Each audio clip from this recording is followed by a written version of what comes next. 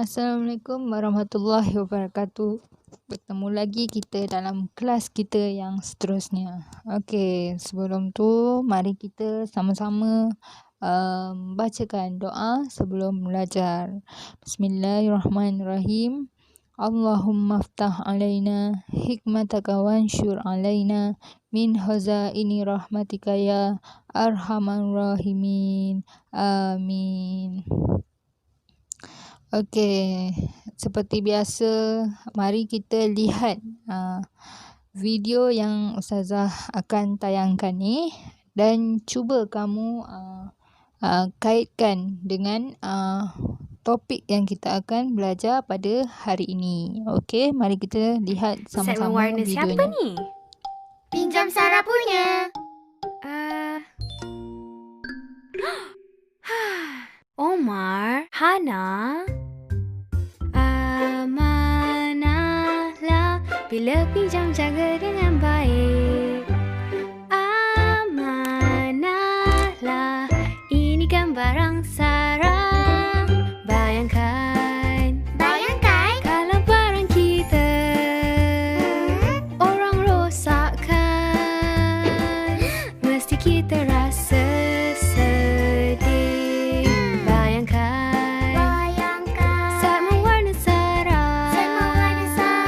Kita jaga mesti Sarah suka. Kita pun gembira. Sufi, nak pinjam robot? Okey, Indra juga mau. Tak boleh. Faris, Indra. Amanahlah. bila pinjam jaga dengan baik. Amanahlah. Ini kan barang Sufi. Okey. Berdasarkan video tadi, agak-agak apa yang kita akan belajar pada hari ini? Okey, betul. Hari ini kita akan belajar tentang amanah tunggak kesejahteraan. Okey, pelajaran ke-28. Tapi sebelum kita mulakan pembelajaran kita, mari kita sama-sama buka muka teks, muka surat 167 sehingga 172. Buka sekarang ya. Okey, semua dah buka muka teks kan? Tapi sebelum kita mulakan pembelajaran kita, kita lihat dulu apa objektif pembelajaran kita pada hari ini.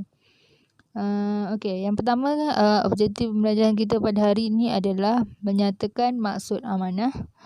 Kedua, menyatakan dalil nakli amanah. Ketiga adalah menjelaskan kepentingan sifat amanah. Dan yang keempat, yang terakhir adalah menerangkan cara-cara mengamalkan sifat amanah dan implikasinya jika tidak amanah. Okey, pertama sekali kita akan lihat tentang maksud amanah. Okey, amanah dari segi bahasa adalah tunai janji.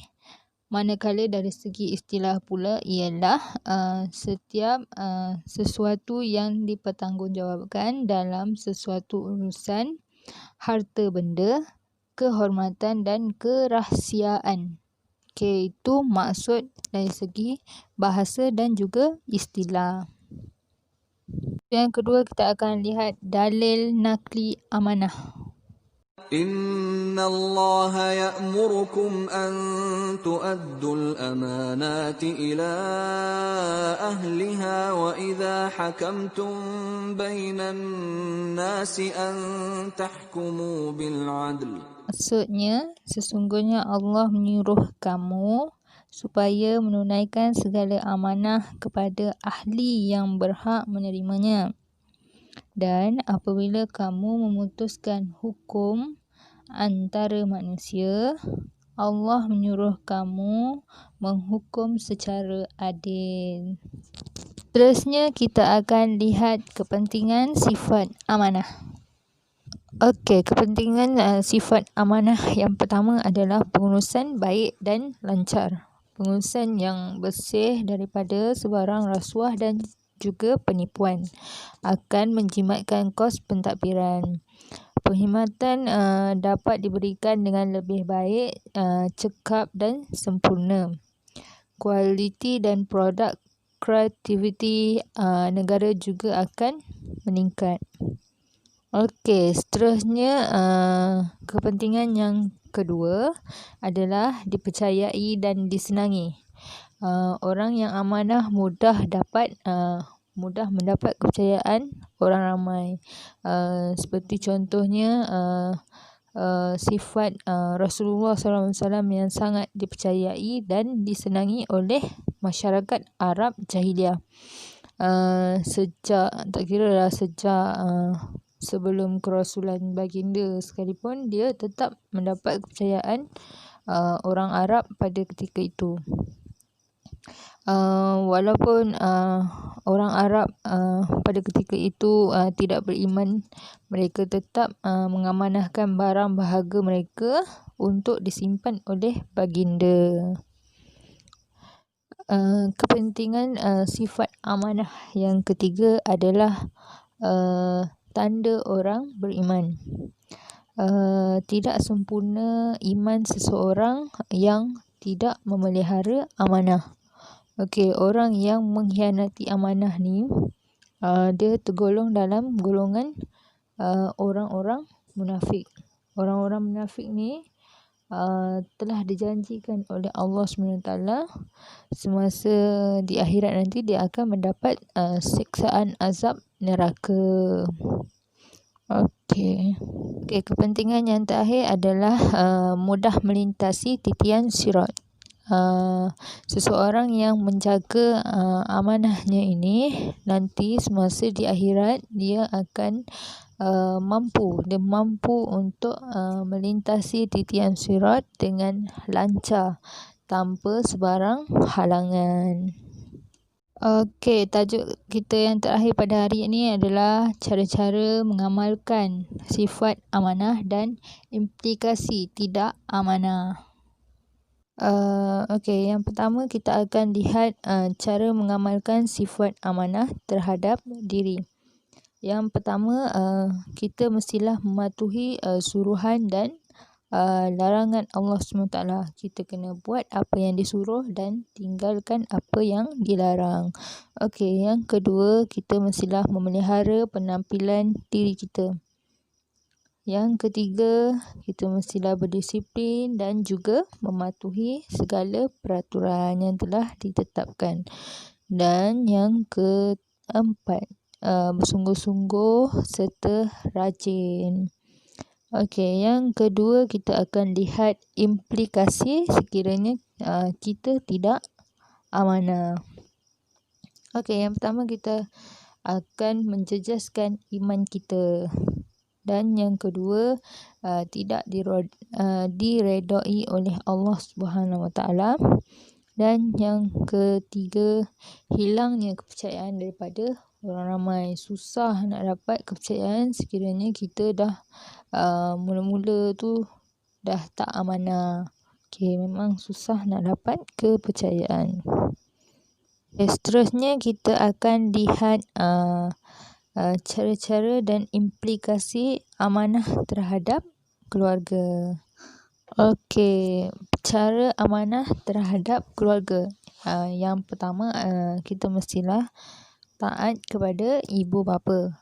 Yang kedua, bertanggungjawab terhadap amanah yang telah diberikan oleh keluarga.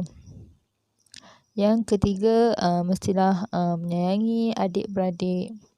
Yang keempat, memastikan ahli keluarga menunaikan perintah Allah SWT dengan sempurna. Tegur sekiranya ahli keluarga ada melakukan kesilapan. Okey, seterusnya kita akan lihat implikasi sekiranya tidak amanah terhadap keluarga. Yang pertama, akan menjadi anak derhaka. Yang kedua, kita akan mencemarkan nama baik keluarga. Dan yang ketiga, hubungan kekeluargaan menjadi renggang. Dah tak rapat lagi. Okey, yang keempat, melahirkan anak yang tidak mengenang budi terhadap kedua ibu bapa. Dan yang terakhir, dibenci oleh adik-beradik. Okey, yang terakhir adalah cara mengamalkan sifat amanah terhadap masyarakat dan juga implikasi sekiranya tidak amanah terhadap masyarakat.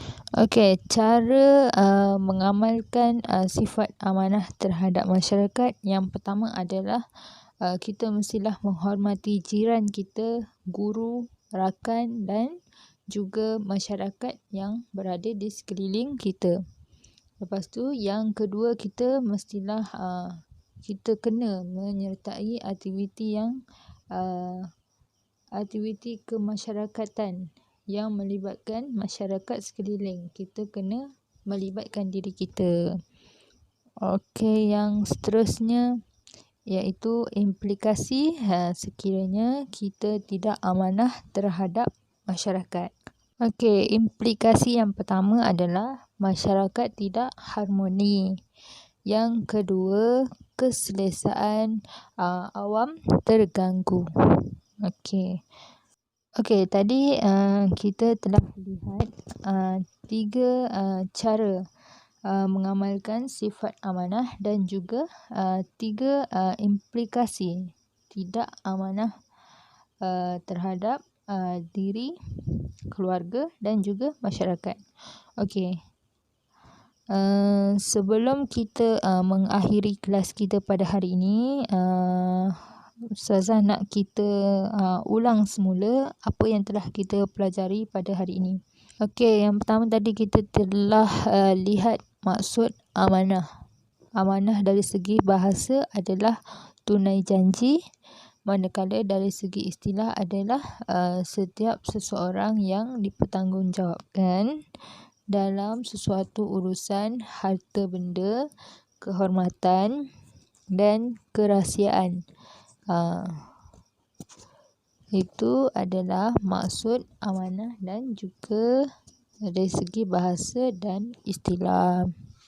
Okey, kita tadi juga telah lihat tentang kepentingan. Kita telah lihat kepentingan sifat amanah, pengurusan baik dan lancar, dipercayai oleh orang lain, menjadi bukti keimanan. Okey, mudah melintasi titian sirat. Okey, semua tadi kita telah pelajari. Okey, yang kedua tadi kita telah belajar tentang cara mengamalkan sifat amanah dan juga implikasi sekiranya kita tidak amanah terhadap diri, keluarga dan juga masyarakat. Okey. Okey, sebagai latihan untuk pembelajaran kita pada hari ini, Ustazah nak minta kamu buat peta minda berkaitan tajuk ni buat semenarik mungkin dalam buku tulis kamu, dan minggu depan Ustazah akan kutip buku tulis. Okey. Sekian, terima kasih.